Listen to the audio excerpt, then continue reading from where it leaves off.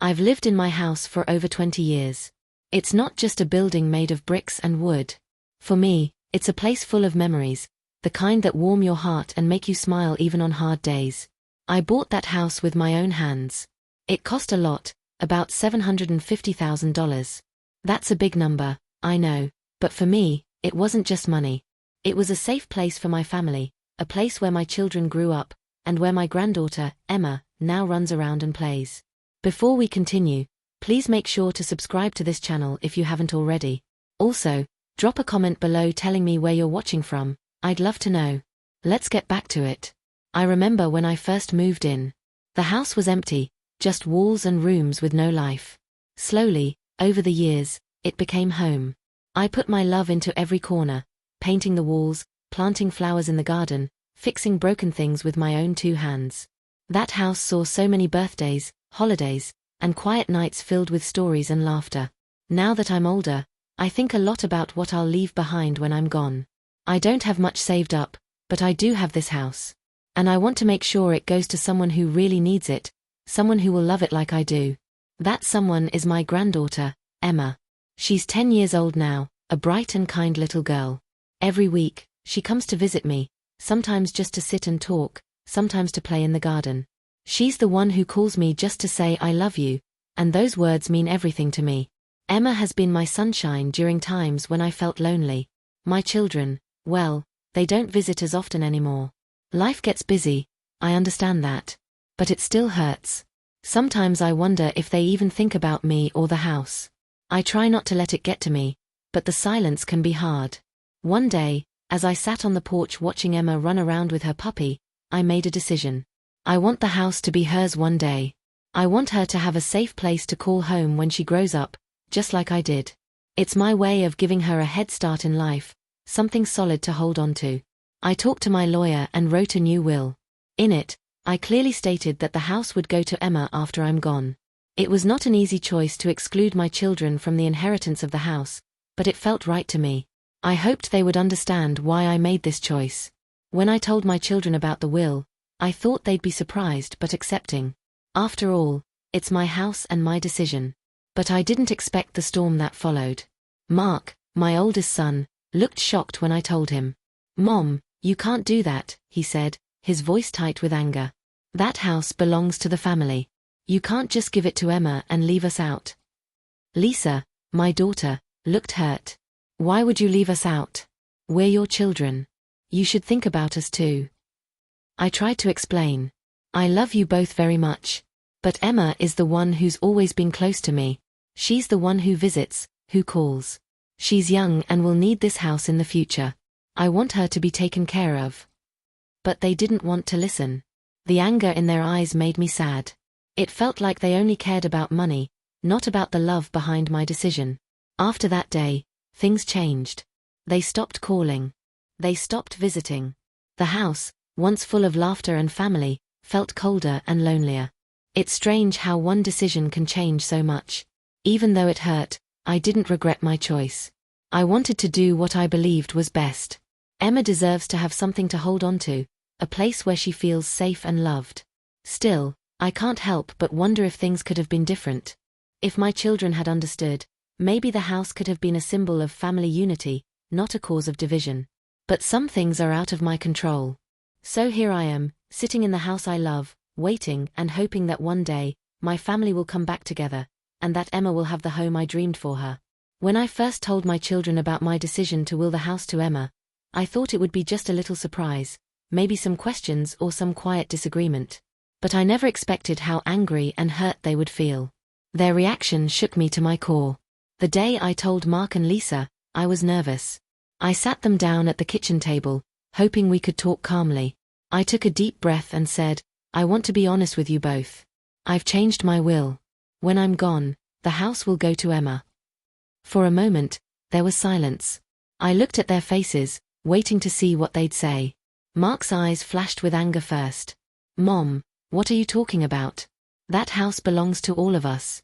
It's family property. You can't just decide to give it all to Emma and leave us with nothing." Lisa's face was tight with hurt. "I don't understand. Why would you do this? We're your children. Shouldn't we come first?" I felt my chest tighten. I tried to explain as gently as I could. I love you both very much, more than you know. But Emma has been the one who's really close to me lately. She's the one who visits, who calls me, who shows me love and care. I want to make sure she has a safe place to live when she grows up. But they didn't want to hear it. Mark said, "This feels like you're punishing us. You're leaving us out." Lisa's voice cracked when she said, "I feel forgotten, like I don't matter." Those words hurt more than I expected. I never wanted them to feel that way. My decision wasn't about punishing anyone. It was about protecting Emma. The conversation ended without a resolution. They left the room angry and confused. I sat alone, my heart heavy. In the days that followed, the silence from my children was deafening. They stopped calling me. They stopped coming to visit. The house, once full of warmth and noise, felt empty and cold. I missed them terribly, but I stood by my decision. I believed Emma needed this house more than anyone. It was hard to watch my family break apart like this. I kept thinking about the good times we had, the memories we shared. How could one choice change everything? I talked to a close friend about it, hoping for advice. She said, "Sometimes, people react with anger because they feel scared. They're afraid of losing what they think they deserve." That made sense to me. I realized my children might have felt scared, scared of losing their inheritance, scared of being left out. But I also knew I couldn't change my mind. I had made this choice with a clear heart. Emma is the one who's been there for me lately. She deserves this. A few weeks after that difficult talk, I tried reaching out to Mark and Lisa. I called them, sent messages, even invited them over for dinner. But they didn't respond. It felt like a wall had gone up between us. The hardest part was when Emma started asking questions. One afternoon, she sat on my lap and said softly, "Grandma, why don't Mom and Dad come to see you anymore?" I had no easy answer. I told her, "Sometimes, grown-ups get upset, and they need time to feel better. But I love them, and I hope we can all be close again soon." She nodded but didn't look convinced. I could see the sadness in her eyes. I hated that my decision was causing pain for her too. Time passed, and the tension in the family only grew. I learned that Mark and Lisa were talking to other relatives, trying to get support against my will. They seemed determined to challenge it. I was scared. I didn't want to fight. I didn't want the family to break apart even more. I spoke to my lawyer again, and he warned me that legal battles over wills happen a lot. My children might try to prove I wasn't of sound mind when I made the changes. They might say I was pressured or didn't understand what I was doing. That made me feel angry and sad. I'm old, yes, but I know what I want. I'm not being tricked or forced. I'm simply trying to do what's best for Emma. But the thought of dragging my family into court, of fighting over the house I love, was heartbreaking. I wished there was another way. One night, I sat by the fireplace, staring at old photos of my children and Emma. I remembered the birthdays, the holidays, the quiet moments. I thought about what this house meant to me, and what it could mean for Emma. I knew I had to find a way to heal the family before things got worse. I couldn't let anger and greed destroy the love we had left. So I started to plan. Maybe I could bring everyone together and talk. Maybe we could find a way to understand each other. I still hoped for peace. Because in the end, this house was never about money. It was about love, love for my family, and love for the little girl who means the world to me. After those difficult weeks when Mark and Lisa stopped talking to me, I realized I had to do something. I couldn't let this fight over the house destroy what little family we had left. It hurt too much. I missed them, not because of the money, but because they were my children. And I missed Emma too, because she was caught in the middle of all this. One afternoon, I decided to write them a letter. I wanted to say everything I felt but hadn't been able to say in person. I poured my heart onto the paper, hoping it would reach them better than my words ever could. I wrote about how much I loved them, how much I hoped they would understand my decision was not meant to hurt anyone. I told them that the house wasn't just about property or money, but about love, care, and a future for Emma. I asked them to try to see things from my side and to think about how we could still be a family, even if we didn't always agree. After I mailed the letter, I waited nervously. Days passed with no response. My heart ached a little more each day. But then, one evening, the phone rang. It was Lisa. Her voice was soft, shaky even. "Mom," she said, "I got your letter. I'm sorry for being so angry. I didn't understand why you wanted to do this, but I'm willing to talk. I almost cried. Thank you, Lisa. That means so much to me. We talked for a long time that night. We didn't solve everything, but it was a start.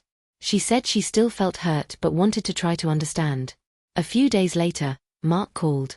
His voice was gruff but less angry than before. Mom, I'm not happy about the will, but I don't want to lose you or Emma. Maybe we can figure something out. I felt hope growing inside me. I invited them both over for dinner the next weekend. It was the first time all three of us had been together in weeks. I cooked Emma's favorite meal, spaghetti and meatballs, hoping it would bring some warmth back into the house. That night, the conversation was slow at first.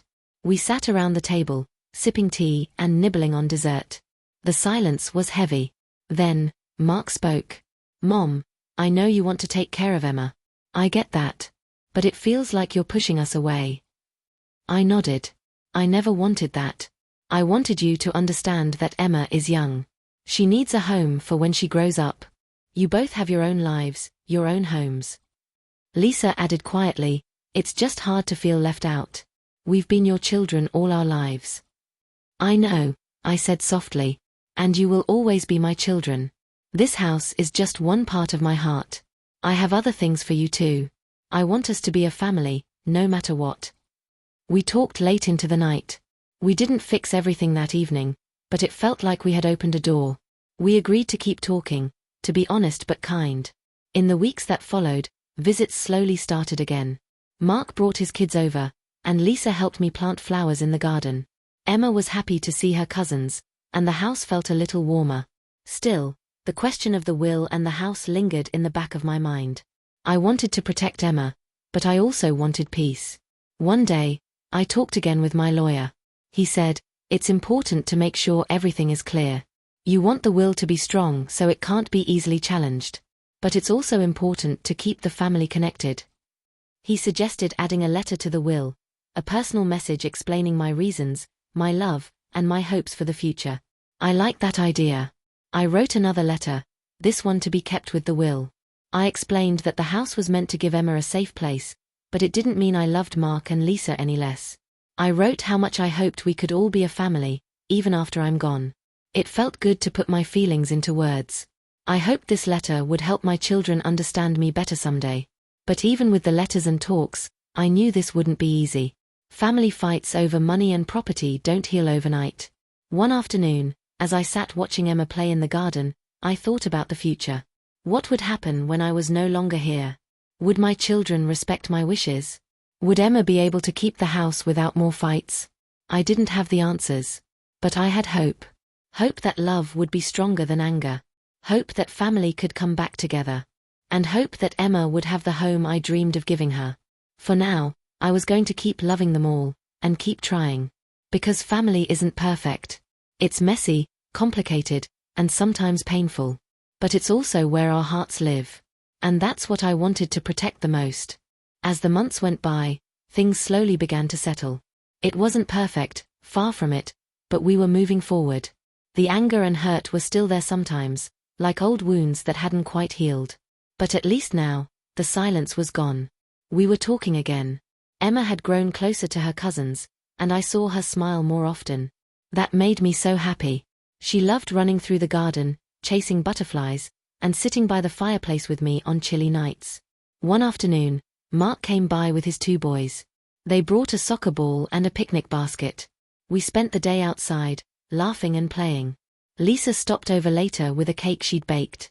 It was her way of saying she wanted to be part of the family again. I could feel the love returning, piece by piece. Still, the question of the will stayed in the back of my mind. I wanted to be sure everything was ready so Emma would be safe. I didn't want any surprises or fights after I was gone. I called my lawyer one last time and asked him to check that everything was clear and strong. He told me the will was solid. The letter I had added helped explain my heart, which could make it harder for anyone to challenge it. That gave me peace. One day, I sat down with Mark and Lisa again. We talked honestly, not about the will or the house, but about us, about our family, our memories, and our future. Mark said, "Mom, I was angry at first, but I see now how much you love Emma. And I know you love us too. Lisa nodded. I was hurt, but I don't want to lose you or my sister.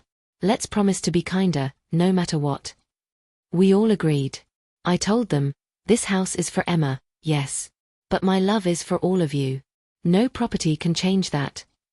It felt like a weight lifted from my heart. I realized that sometimes, the things we fight over are less important than the people we love.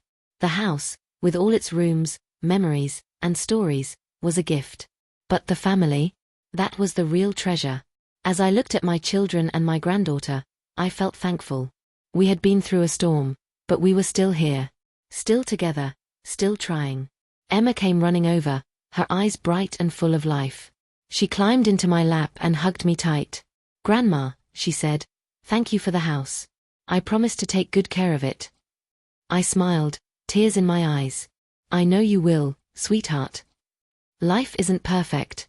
Families aren't perfect. But love, real, honest love, can heal many wounds. And that's the story I want to leave behind. Not just about a house worth $750,000, but about love, forgiveness, and the hope that no matter what, family will always find a way. After everything that had happened, I found a quiet strength inside me I didn't know I had. It wasn't just about the house anymore. It was about leaving something meaningful behind for Emma, and for all of us. The house was more than just bricks and wood. It was a symbol of my hopes and dreams for my family. But what mattered most was the love inside those walls. One crisp autumn afternoon, I invited Mark, Lisa, Emma, and even the grandkids over for a small family gathering. I wanted to make sure everyone knew how much they meant to me.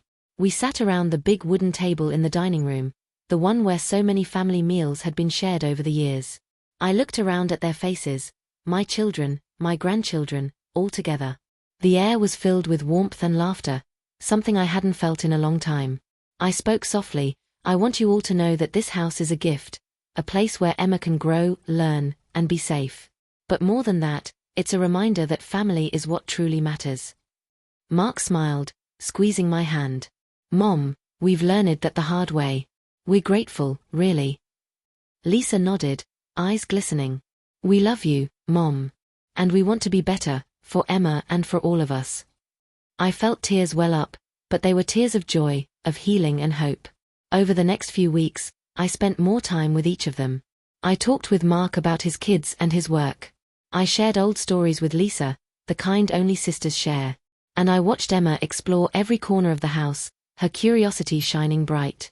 One evening, I found Emma in the garden, sitting beneath the old oak tree. She looked up at me and said, Grandma, I want to take care of this house. I want it to be full of love, like you said.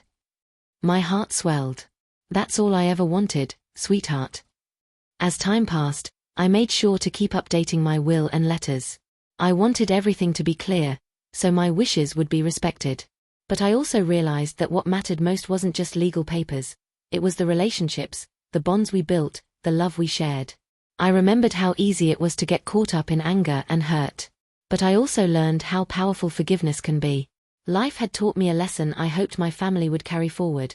That money and property can come and go, but love lasts forever.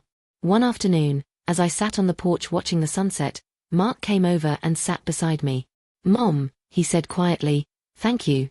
For everything. For fighting for Emma, for us. I know it wasn't easy. I smiled. It wasn't. But it was worth it. Family is worth it. He nodded, and for a moment, we just sat there, sharing a peaceful silence. I thought about the future, about Emma growing up, maybe having a family of her own someday, and the house being filled with new memories. I hoped that when that time came, she would remember not just the house, but the love and the struggles that made it possible. Because in the end, that's the real legacy we leave behind. Not what we own, but how we love. Not the walls that surround us, but the hearts that bind us. And as the sun dipped below the horizon, I felt a deep sense of peace. I had done everything I could. I had given Emma a home. And I had fought to keep my family together. That's the story I want to share with you. A story about hope, healing, and the power of love. No matter what life throws our way, family is the home we build in each other's hearts. And that home can never be taken away. Thanks so much for watching. If you enjoyed this story, please like, share, and subscribe for more real-life family stories. Have you ever faced something like this with your family? Let me know in the comments below. I'd love to hear your thoughts. See you next time with another story about love, hope, and family. Take care.